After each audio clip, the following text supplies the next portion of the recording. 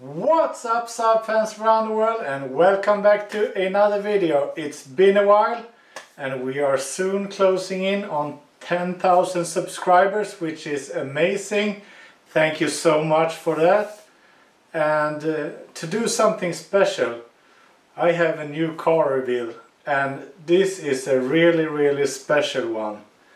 So let's have a look. So I have already got two ng9-5s, and this is my third one. Of course, one of the other ones is going for sale. I cannot have all the cars in the world, but this is a truly stunning one. This is like the unpolished diamond, because it's pretty rough on the surface, as you will see pretty soon. But this car is pretty much fully spec'd, or it is fully spec'd, without lying. That's one of the things that people always claim about cars, not only Saabs but cars in general. I have a fully spec'd car except, and then the list starts.